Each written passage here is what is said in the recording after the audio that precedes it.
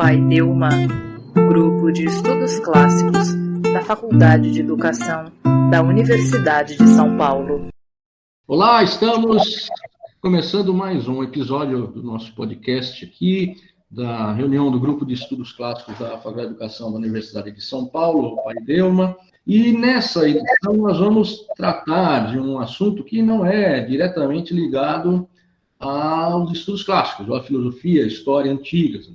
Nós vamos desenvolver uma discussão que vimos desenvolvendo desde o episódio anterior, quando conversamos com o Carlos Castanha, acerca da experiência dele na formação de professores lá no estado do Pará, dessa vez conversando com um colega nosso aqui do grupo, o Luiz Fernando Gotardi, que fez um trabalho muito interessante sobre o filósofo norte-americano Kilpatrick. Então, antes de tudo, eu gostaria de agradecer a sua presença aqui conosco, Luiz, e começar essa conversa. Então, Luiz, eu queria que você se apresentasse para a gente, apresentasse um pouco o seu trabalho, primeiro o seu percurso, o seu interesse em estudar esse autor, William Herd Kilpatrick.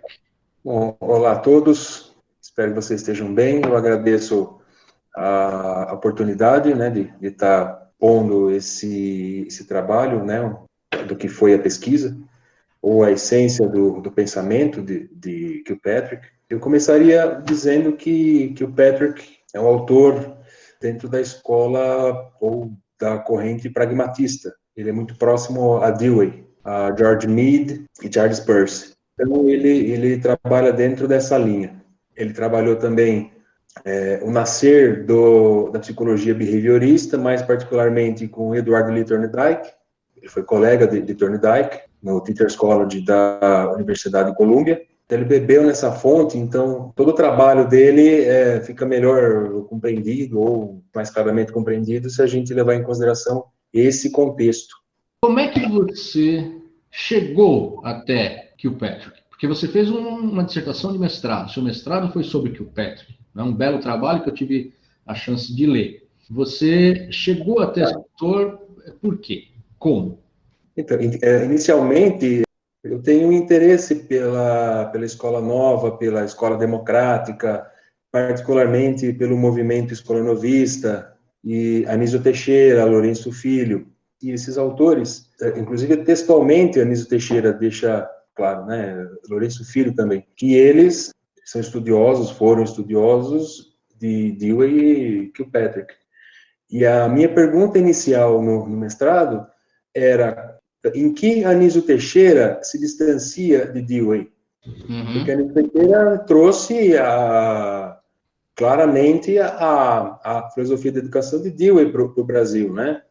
Fernando Azevedo e outros. Pesquisando já Anísio Teixeira, eu me deparei com o seguinte: Anísio Teixeira não formulou sua filosofia somente a partir de Dewey, mas ele leu também Kilpatrick.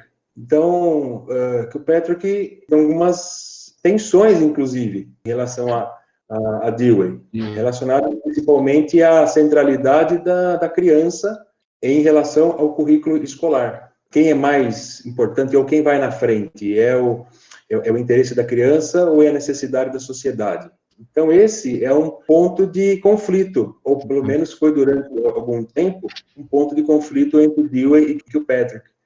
Percebendo que Anísio Teixeira não lera somente Dewey, mas leu também Kilpatrick, a resposta à pergunta qual a autonomia de Anísio Teixeira em relação a Dewey já tinha começado, porque se eu respondesse quem era Kilpatrick, eu já saberia um pouco sobre o distanciamento de Anísio Teixeira e Dewey. Ao longo do trabalho, ficou claro que tiveram essas tensões, mas também tiveram muitas aproximações, Kilpatrick e Dewey e Anísio Teixeira. Eu tenho muito interesse nessa questão do método de projeto. Eu acho que esse é um dos próximos tópicos para a gente trabalhar. E no tópico 2, você trabalha a questão da filosofia da educação do Kilpatrick e o método de projeto. Né? Você poderia discorrer um pouco sobre esse método, por favor?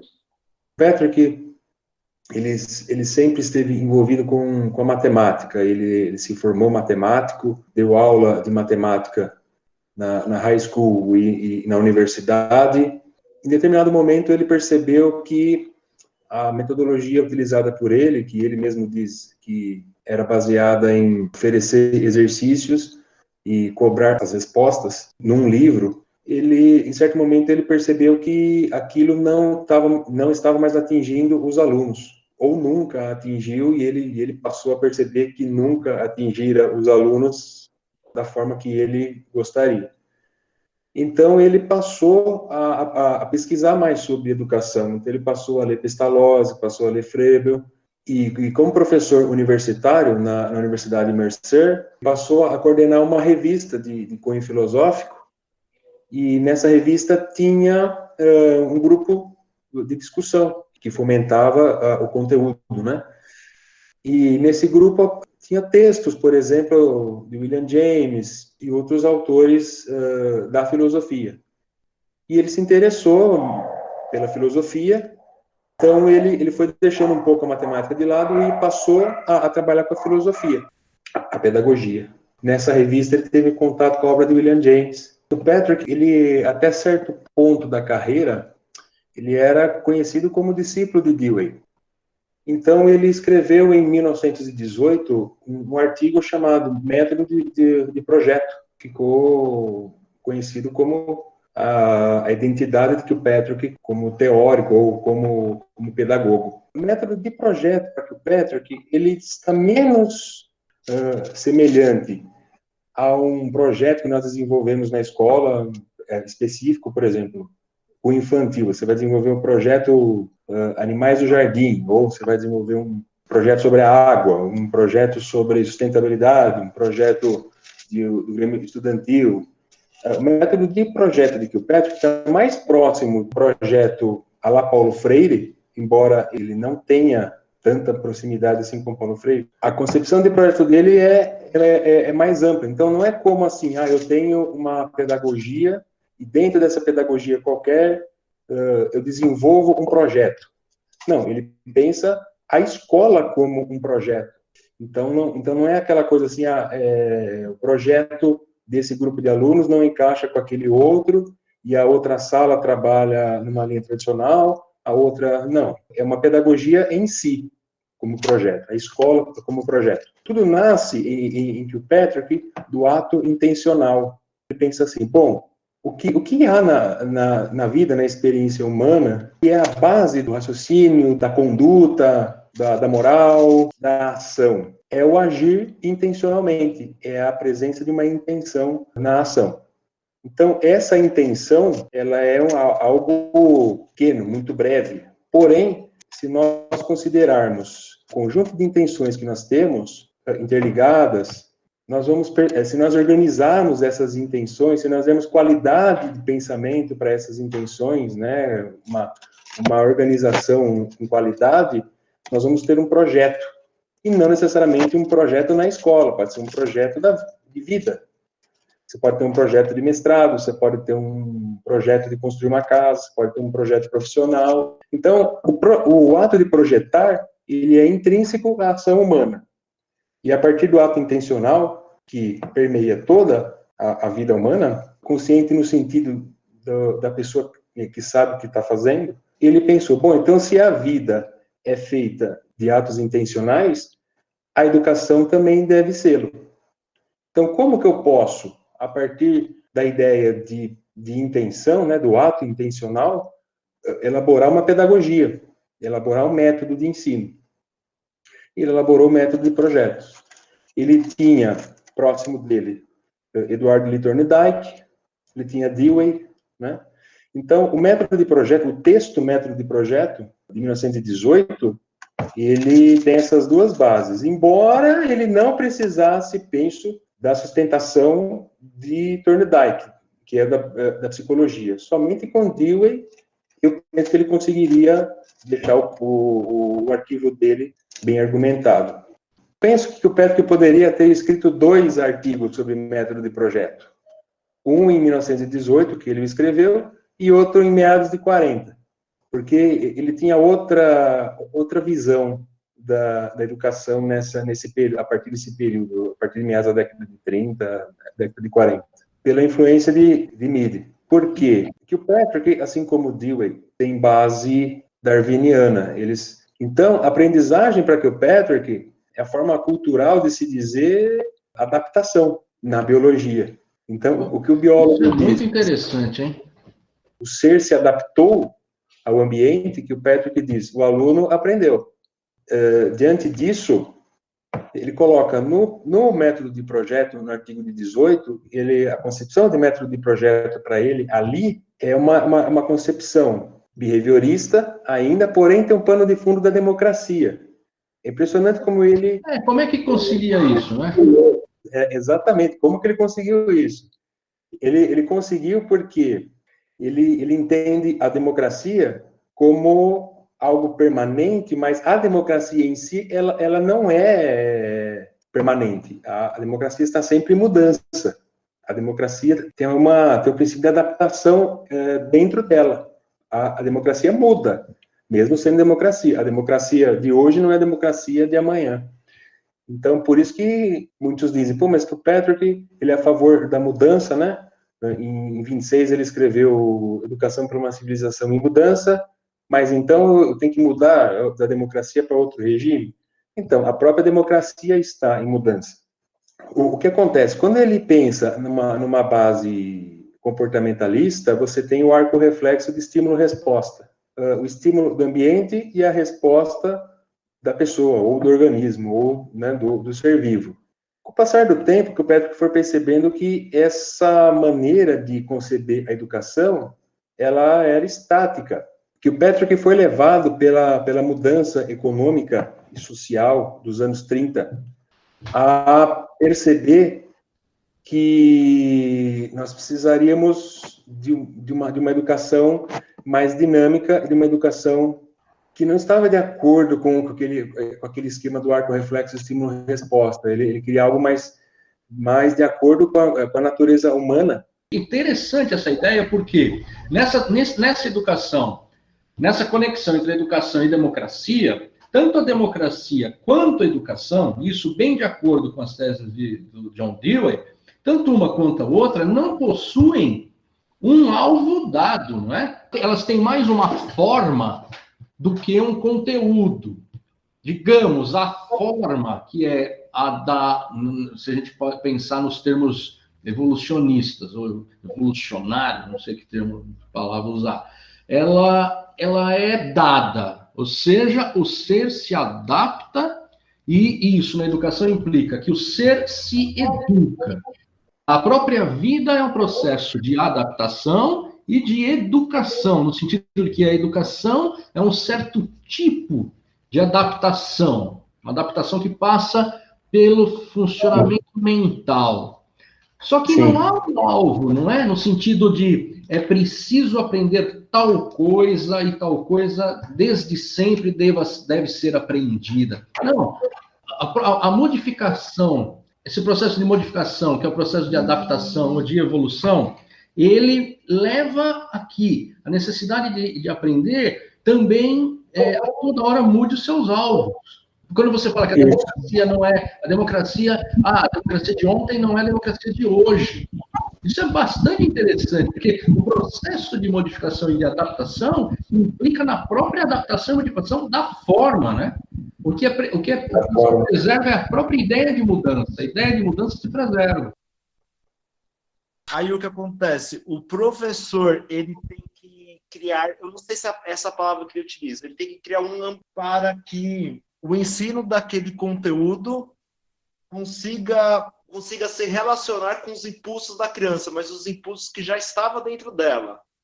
Até que ponto isso se relaciona com a adaptação que o nosso autor trouxe? Ele aborda e até que ponto ela se diferencia, se afasta? Ótima pergunta, Caio. Sim, porque adaptação é adaptação do ser vivo, vamos dizer assim, adaptação da pessoa, né? Só que aí quem está se adaptando é somente a escola que se adapta, então o aluno não se adapta, é somente o professor que tem que se adaptar. Dewey, provavelmente você se refere ao texto Interesse e Esforço, né? A questão que você colocou foi motivo de embate entre Kilpatrick e Dewey. Dewey sempre pensou num equilíbrio maior entre as necessidades da sociedade e as necessidades do indivíduo. Kilpatrick, nas duas primeiras décadas da sua maior produção, né, ele via mais de acordo com o que você colocou. A escola tem que se adaptar ao indivíduo. Por que Kilpatrick, ele, como muito possivelmente a maioria das crianças, foram educadas na educação tradicional, em que você tinha um conteúdo ali desvinculado com o que a criança vivia fora da escola, né? Não fazia sentido. É o que a gente chama hoje de aprendizagem significativa. Não se estava muito preocupado com o que a criança pensava. Então, que o Kilpatrick saiu dessa educação e ele foi por embate contra essa educação.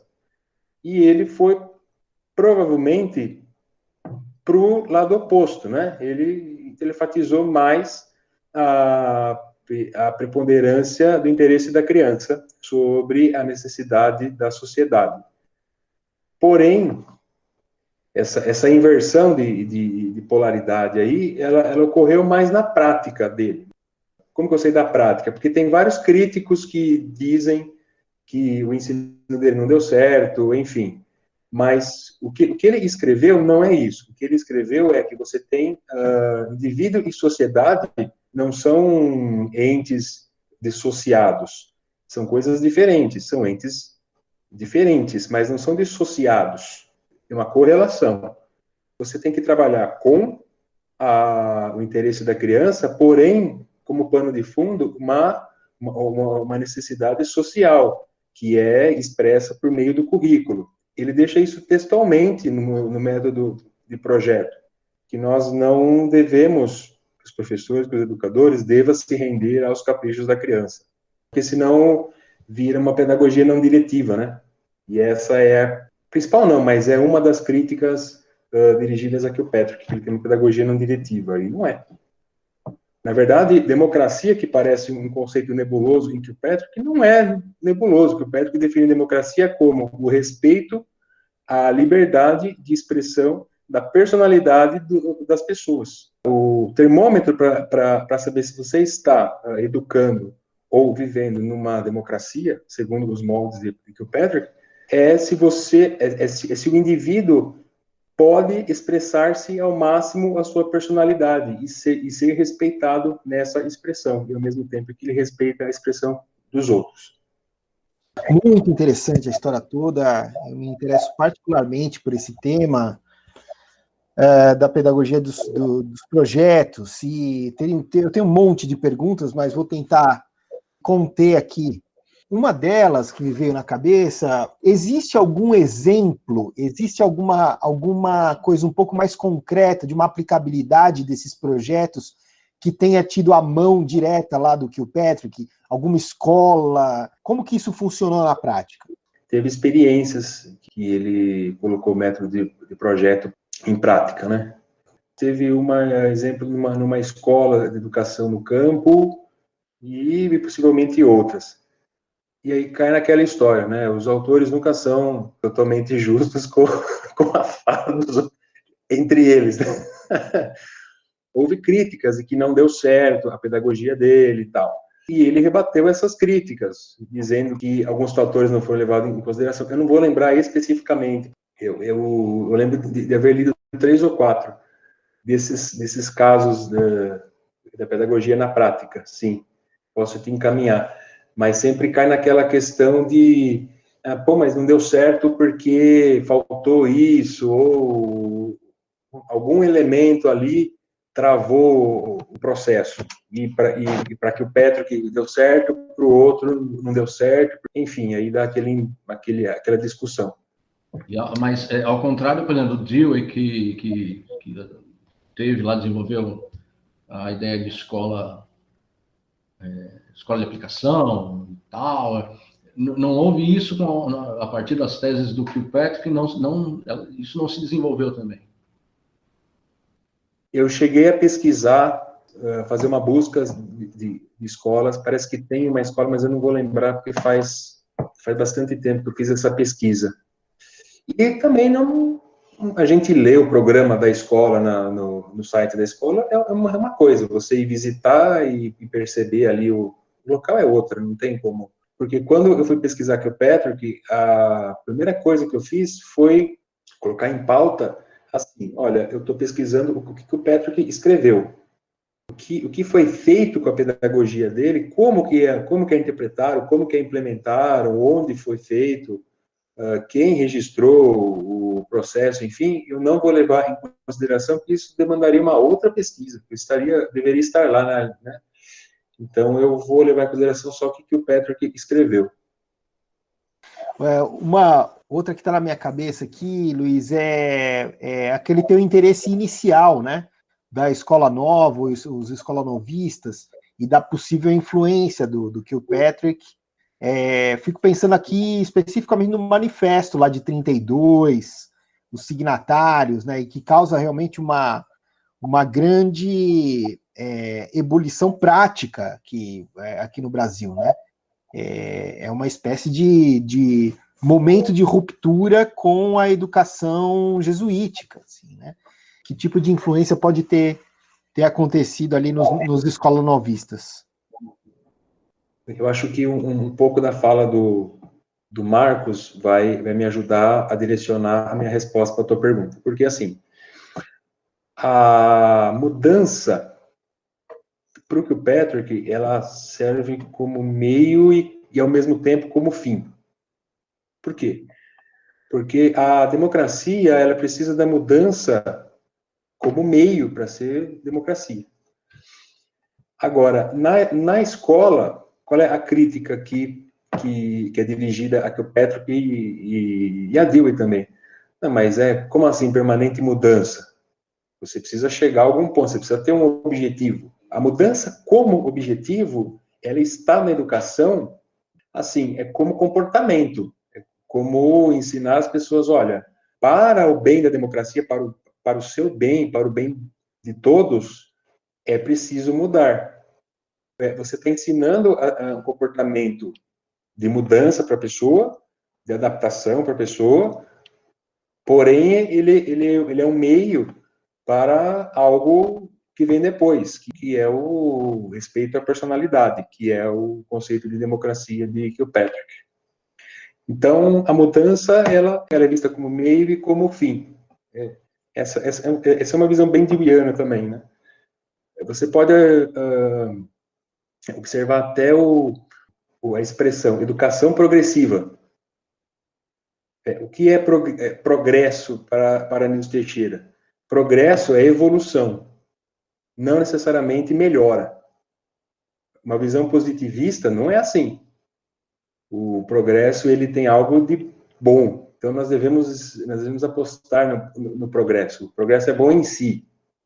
Tá? Então, Anísio Teixeira e Kilpatrick, eles se alinham nisso, que o progresso, ele é mudança, mas não necessariamente para o melhor, para o melhor estar das pessoas.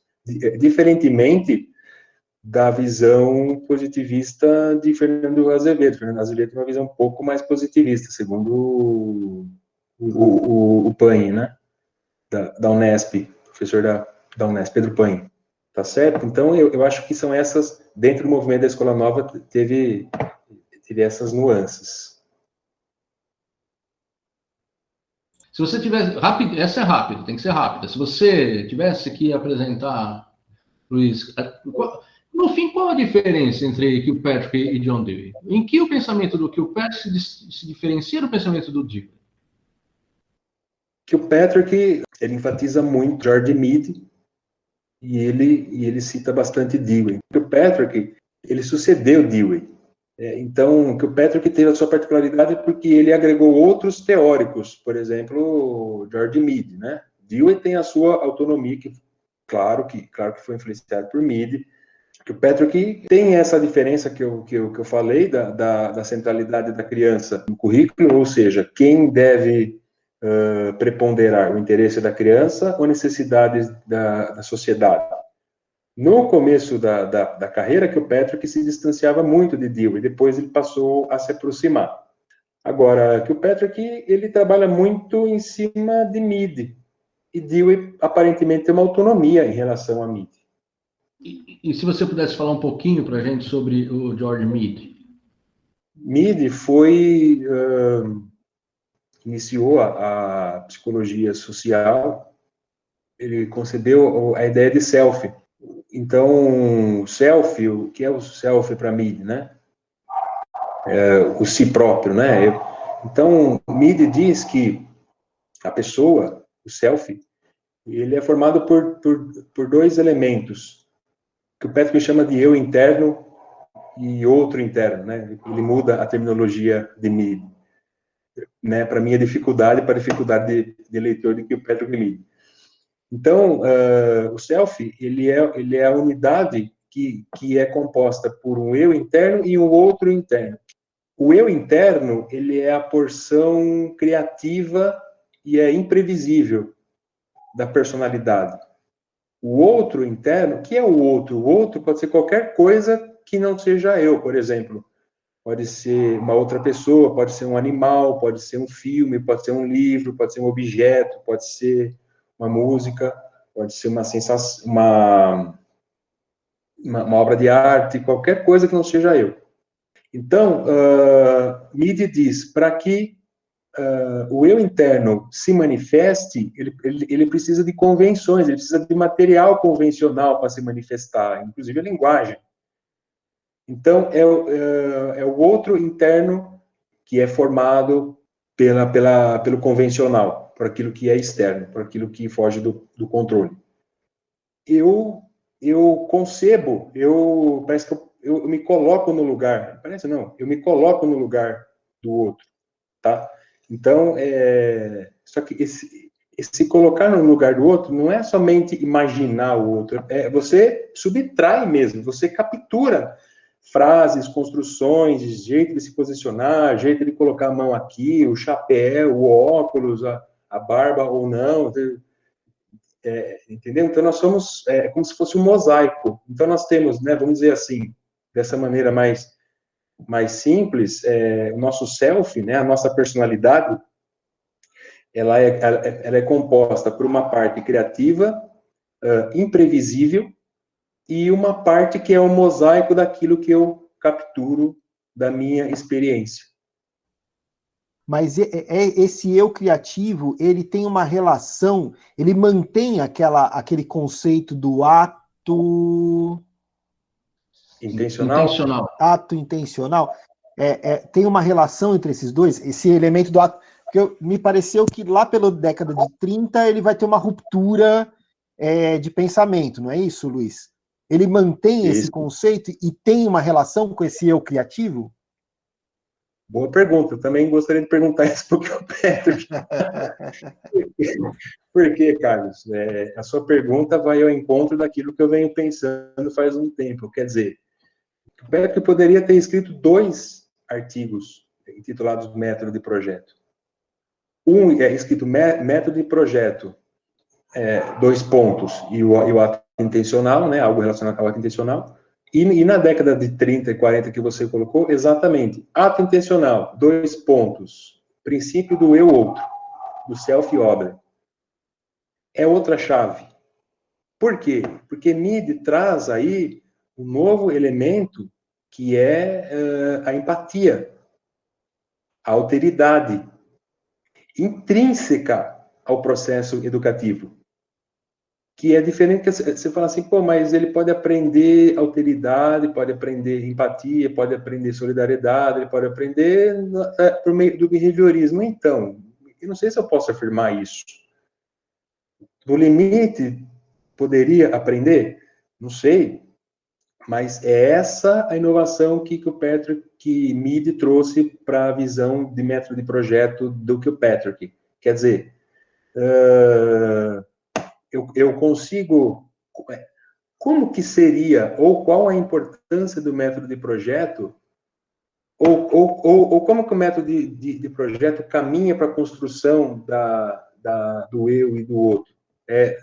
é outra linha, é outra base.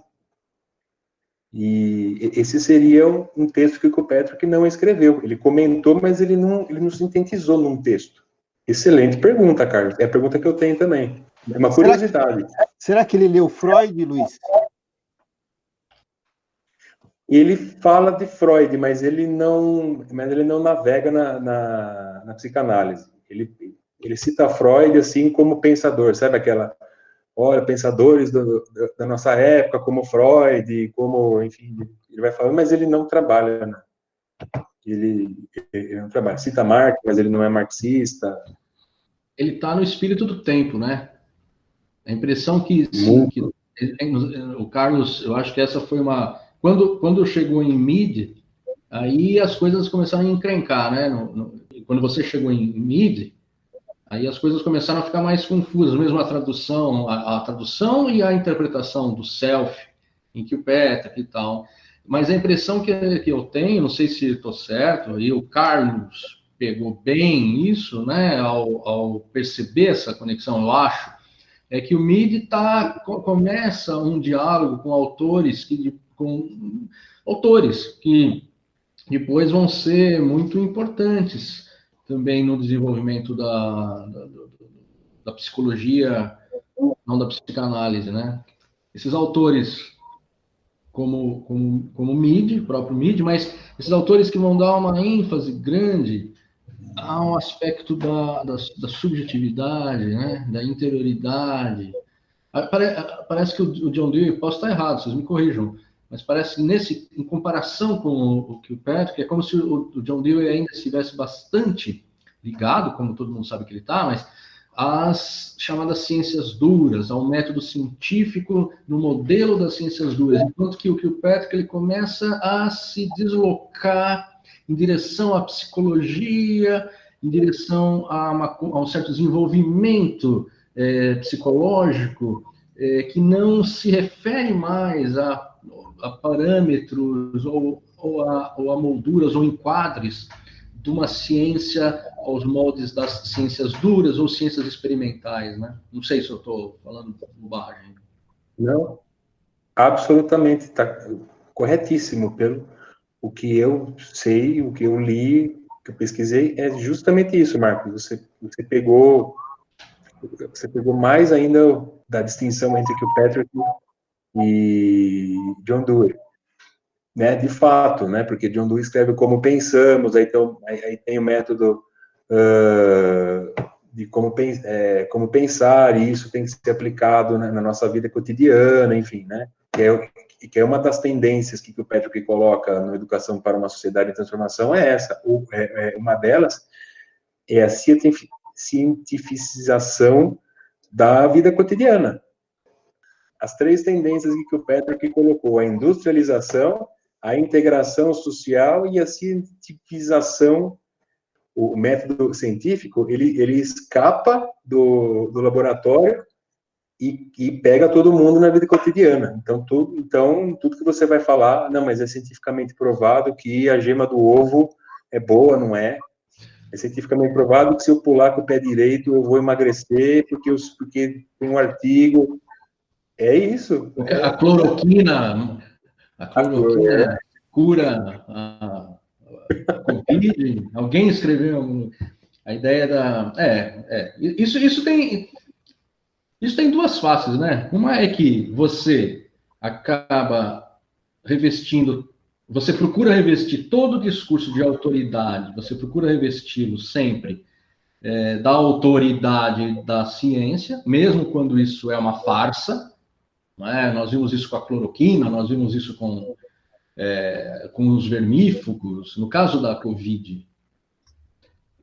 E aí, o outro lado da moeda é que isso faz com que o discurso científico também se esgarce, no sentido dele perder,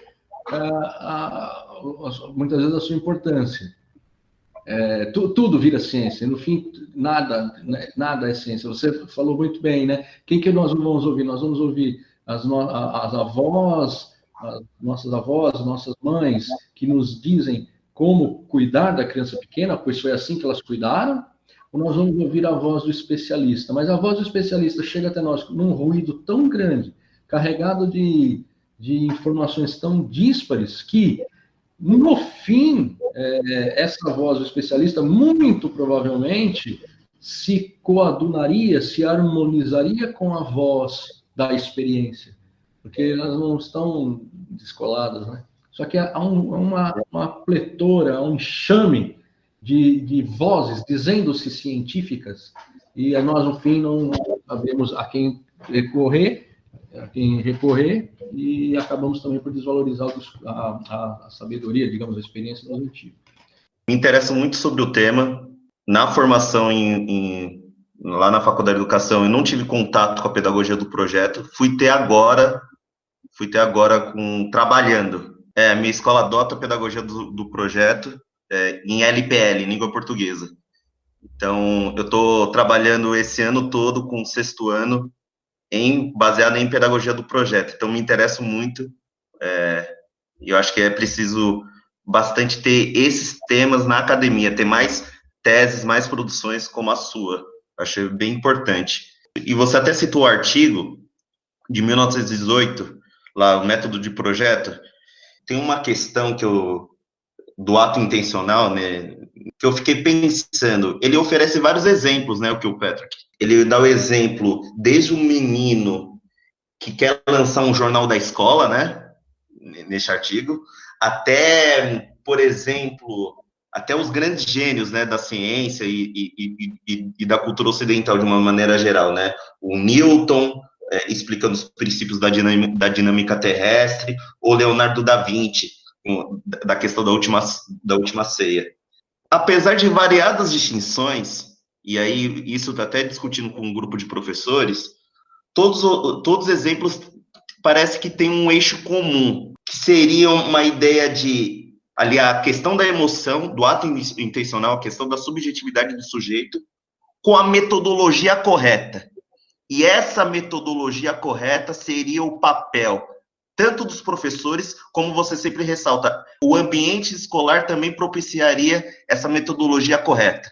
Justamente porque a emoção, a questão da subjetividade já está com o sujeito. Falta ele despertar e utilizar a metodologia ou utilizar a linguagem do Jaime, a didática correta. Eu e a classe dos professores que eu trabalho juntos, estamos compreendendo de uma maneira certa essa pedagogia do projeto? Eu vejo por aí livros, está escritos livros didáticos, português, matemática, história, geografia, assim, projeto tal. E você fala assim, bom, não é um projeto. Porque um projeto tem a participação da escola e tem a participação da intenção do aluno, das motivações do aluno, diria Dewey, do interesse do aluno. Agora, quem foi que disse que o projeto tem que ser do aluno, o interesse do aluno? As crianças, uma certa faixa etária, será que não tem um certo interesse em algum assunto em específico? Então, as escolas, elas percebem, por meio da experiência, né, que por meio vários anos de ensino, né, os professores, eles percebem aquilo que as crianças se interessam mais e que interessam menos e passam a abordar sempre aquilo nas aulas. E aquilo desperta o interesse das crianças e as crianças aprendem. E se você tem um produto final, né, como disse Kilpatrick, um projeto, ele pode ter, por exemplo, um formato externo, mas Kilpatrick diz, olha, nós temos 4 tipos de projetos que podem ser mesclados entre si, né? Então, é um projeto, por exemplo, tipo 1, que você tem algo que você produza de externo, então você vai construir uma casinha, você vai construir um carrinho, um projeto de ciências, coisas externas, né? Você tem o tipo 2, que é a apreciação estética. Olha que interessante. Então, você faz um projeto levando em consideração o desenvolvimento da apreciação estética. Tipo 3, né? Você pode trabalhar um projeto que vise a superação de uma dificuldade intelectual, de um problema, um desafio matemático que você possa ter. E o tipo 4, desenvolver uma habilidade dentro de uma capacidade que você tem, ou de algo que você já faça, por exemplo, eu toco violão. Então, você vai evoluir dentro do seu instrumento. Então, não, agora eu vou aprender a tocar bossa nova. Então, agora eu vou aprender levada de bossa nova. Depois, não, agora eu vou aprender samba partido alto. Não, agora eu vou aprender samba canção. E aí vai. Então, você pode ter um projeto nesse sentido. Então, você pega vários violonistas, elabora um projeto para eles, que pode ser uma apresentação, e aí você vai ter todo o aparato de palco, a vivência, o cheiro da madeira do palco, o frio na barriga, coisa que assistindo o vídeo você não vai ter. Por exemplo, quando o Marcos falou gravando, eu lembrei, você pode o Toquinho, né, o músico Toquinho, né, ele sempre fala assim, no Brasil os músicos são diferentes, né, lá fora antes de gravar, você toca 12 vezes, dessas 12 ou 10 vezes, se você errar uma, tudo bem, você está pronto para gravar. Aqui é o contrário, o cara das 10 vezes que ele tenta, ele acertou uma, ele já quer gravar. Quando você fala gravando, né, muitas pessoas começam a errar. Por quê? Porque você tem um envolvimento integral. É essa a ideia de projeto de que o Patrick... Eu esqueci de dizer que o Luiz é um músico também, ele toca também. Então, ele podia até fazer uma apresentação musical aqui depois para a gente. Obrigado. A gente tenta, né? Tá um pouco enferrujado. Então, é essa a ideia de projeto, Armando. Se a criança está envolvida totalmente com aquilo, se você percebe que ela está envolvida emocionalmente com aquilo, é um projeto. Tem essas características de buscar o protagonismo da criança em realizar aquilo, você está dentro de um projeto. Porque nem todo projeto vai ser exatamente segundo aquilo que o Patrick pensou, mas nem por isso deixa de ser projeto, né? Então, o método de projetos de que o Patrick, ele influenciou a nossa forma atual de ver pedagogia de projetos, mas depois dele vieram outras formas de se fazer projeto, né? Então, se você captou o interesse se a criança está interessada, se ela tem vontade de seguir adiante, como disse que o Patrick, ou como diria que o Patrick, se ela tem vontade de seguir adiante e se aprofundar naquilo que ela está aprendendo, então você está fazendo um projeto como que o Patrick preconizou.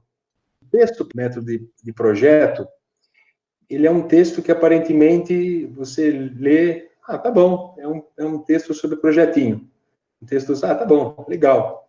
Porque para a gente, método de projeto já está mais batido e tal. Mas que o Patrick, no final do texto, quando ele termina toda a fundamentação da psicologia, ele fala que nós temos uma motivação aparente e uma motivação mais íntima, né? Muitas vezes a criança está fazendo aquilo, mas na verdade ela está criando um ódio pela atividade que ela está fazendo. Então pode ser que ela entregue tudo bonitinho, letra bonita, tirou 10, mas ela odiou fazer aquilo. Então a avaliação externa para que o Patrick, exterior, vamos dizer assim, não quer dizer tudo, né? Você tem que ver se a criança desenvolveu o gosto e autonomia por aquele assunto. Só que quando ele termina essa parte, ele pula uma linha e já começa a falar de tipos de projeto. Então, à primeira vista, assim, parece que o Patrick não tiraria 10 em coesão textual.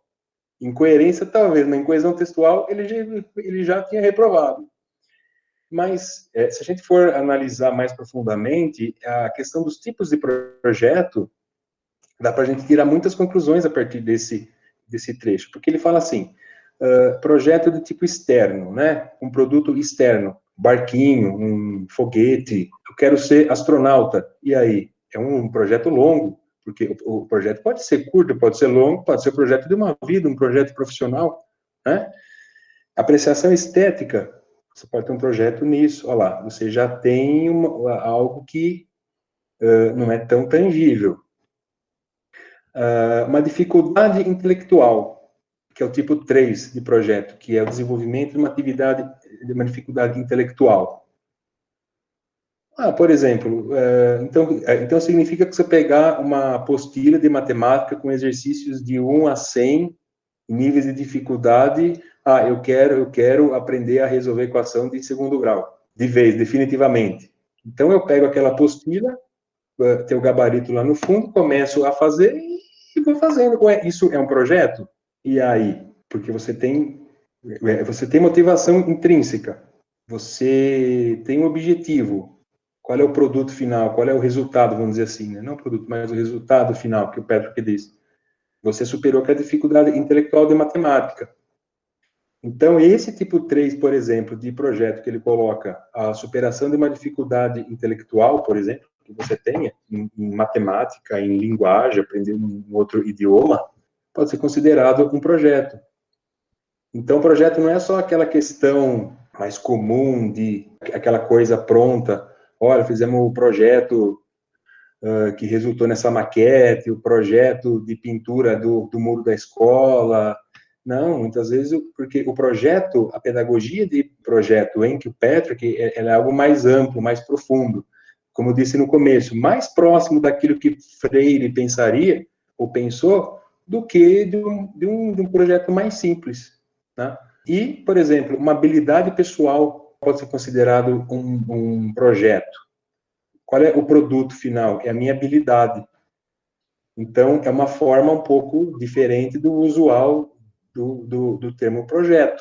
Existe uma distinção grande entre esse primeiro que o Patrick, né, como diz o Lawrence Crane, um historiador americano, ele escreveu sobre o progressivismo, ele fala, você pode pensar em dois que o Patrick, o primeiro é esse aqui, que ele é voltado à preponderância da criança.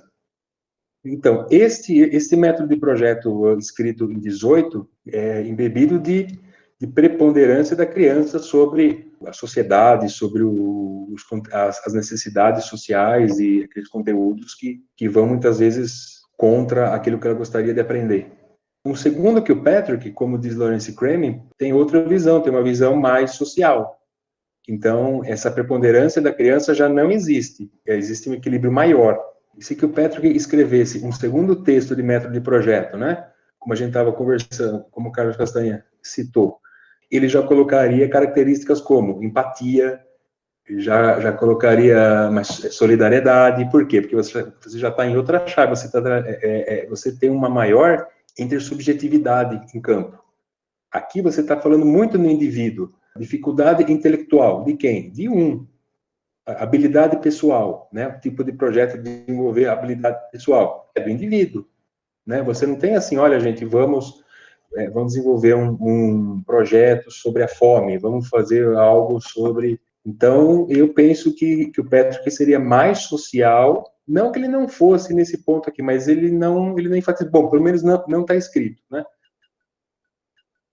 Essa primeira geração de escola nova que tem uma preponderância muito grande das crianças, que recebem uma crítica muito forte, inclusive da Hannah Arendt, e toda essa preponderância, o que eu fiquei pensando é, esse pessoal que valoriza muito as crianças, se você perceber os países que eles estão, são todos países extremamente capitalistas, ou a maioria, neopentecostais, o espírito protestante, esses países colocando a criança como protagonista, é o cliente no futuro que é seu protagonista, né? Parece, porque a maioria das escolas que adotaram isso no futuro foram, pedagogia do projeto, foram escolas particulares, ou escolas de elite, na prática. Eu tenho essa sensação. E você colocar também a criança como protagonista é meio que você colocar a criança, mas também o cliente como protagonista desse processo pedagógico. Eu fui formado em pedagogia de projetos na Unicamp, né? Então, todas as disciplinas e os estágios, todos eles nós tínhamos que apresentar projetos de ensino. Escola pública, eu fiz estágio em Campinas, então... Se a gente pensar que o capitalismo, ele se apropria daquilo que vai fazer bem para ele. O Patrick era um autor de esquerda. Ele jamais pensou na questão que é para formar clientes mais exigentes. Por quê? Porque o Patrick apostou toda a sua energia na democracia, que é a voz de todos. Esse é um debate complicado. O que é essa voz de todos? O que é esse todos? É um debate complicado. Ele apostou na igualdade de oportunidade, tanto é que a Anísio Teixeira seguiu a linha dele, Fernando Azevedo, Sampaio Dória, enfim, Lourenço Filho. Esse pessoal da escola nova, eles fundaram uma nova escola, vamos dizer assim, né? Eles fortaleceram a escola pública, eles fizeram que nós disséssemos assim, olha, isso aqui é para todos, e é gratuito, vem aqui. O capitalismo vai recolher para ele aquilo que dá lucro, de tudo. Pode ser da pedagogia de projetos de Kilpatrick, pode ser de John Dewey. Ele vai pegar um discurso e vai se apropriar dele de forma que ele tire vantagem disso. Eu não diria que o Kilpatrick queria formar clientes, até porque ele não era dono de escola, ele foi presidente da universidade, porque a universidade estava em crise e tal. Depois ele saiu de lá, não sei que enfim deu a história, mas ele não tinha uma escola, ele não era um empreendedor, ele era professor do Teachers College, é uma faculdade particular. Como o Demerval Saviani trabalhou na PUC, a pedagogia histórico-crítica, ele trabalhou na PUC.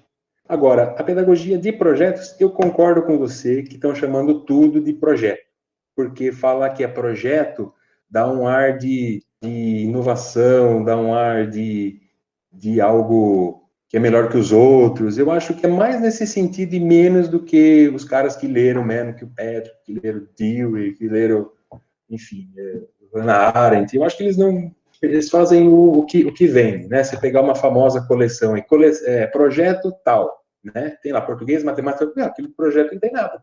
Então, eu não sei se eu conseguiria casar, assim, mercantilismo com pedagogia de projetos já de saída, tá? Eu faria uma intervenção aqui bem rapidinho, assim. Acho que o que incomoda o Armando é essa questão de que nas escolas de elite, pelo menos a maior parte delas, elas se dizem progressistas e dizem que trabalham com projetos. E muitas vezes trabalham mesmo. Eu conheço algumas, assim. E isso se dá pelo quê? Porque essas escolas estão formando a elite. E essa elite vai trabalhar onde? Ela vai trabalhar nas grandes empresas, ou vai desenvolver startups, ou vão ser grandes empresários. E o que essas pessoas têm que saber fazer? Essas pessoas têm que saber tocar projetos, elas têm que saber resolver problemas, elas têm que ser criativas. Então, agora, o que se inverteu foi justamente isso. Manter as escolas públicas num discurso só tradicional, de olhar apenas para a tradição e de não olhar para os projetos, aí eu estou, como diz o Luiz, eu estou aqui pensando, né? Eu penso que é alejar esse aluno da escola pública. Nesse sentido, ele vai ser tão mecanizado e tão... ele vai aprender a obedecer, ele vai aprender a reproduzir uma resposta que há séculos vem sendo colocada. E as escolas dos ricos, eles estão aprendendo a resolver problemas de forma criativa. Então, se a gente olhar, por exemplo, as escolas lá aquele modelo finlandês, né, que se fala muito, o tempo inteiro, esses alunos estão ali resolvendo problemas, né? Mas eles não olham para a tradição? Não, olham para a tradição e mergulham profundamente na tradição, mas não olham só para a tradição. Eles aprendem a lidar basicamente com a resolução de problemas de forma interativa. Então, eu acho que essa virada de chave que o Luiz aponta ali na década de 30 é também uma virada de chave do capitalismo e da forma do capitalismo. Até o século XIX funcionava muito bem você formar uma elite com as bases, ensinando latim, ensinando grego, porque é com base naquela erudição que ele vai ter a potência de domínio sobre o outro. E aí, com o desenvolvimento do capitalismo, principalmente nos pós-guerras, essa lógica toda fica diferente, né? Ela não vai mais funcionar você formar uma elite pura e simplesmente voltada para a tradição. Anísio Teixeira era empreendedor e ele lutou pela escola pública. Demerval Saviani reconheceu isso por escrito, né? Tem escrito isso no trabalho. Que o Patrick foi filho do prefeito, era batista, protestante batista. Ele rompeu, assim, pessoalmente, ele rompeu com isso, com a crença, mas continuou a vida dele. Ele rompeu quando ele começou a ler Darwin. Ele foi chamado de herege quando ele presidente da Mercer. Então, essa questão, eu não consigo encaixar numa chave só. A pedagogia de projetos mudou na década de 30 por conta do movimento do capitalismo. Mudou por conta do movimento do capitalismo, com certeza. Mas ali era o período da reconstrução, né? Eles iriam começar uma outra guerra depois, né? Por conta da crise de 29.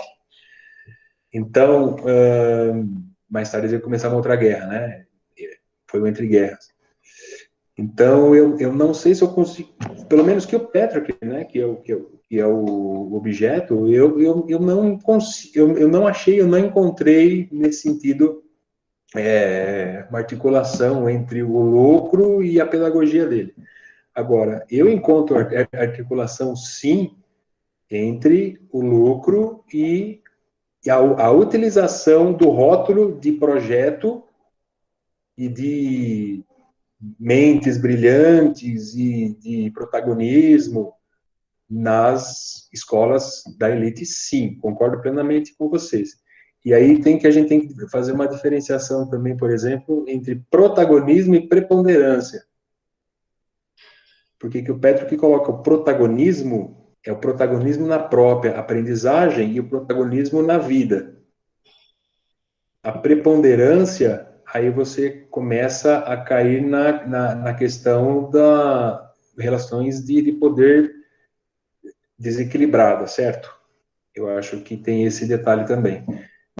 Não, uma última questão que é assim, é muito difícil formar um professor para lidar com projetos. É caro. Esse professor tem que ser muito competente. Ele tem que ser aquela história que a gente estava falando na semana passada, do professor renascentista. Ele é um erudito, ele manja de muita coisa, ele tem muitas habilidades, ele tem tempo para estudar, ele tem espaço mental para pensar. Então, é óbvio que esse professor ele vai ganhar mais dinheiro nas escolas de elite.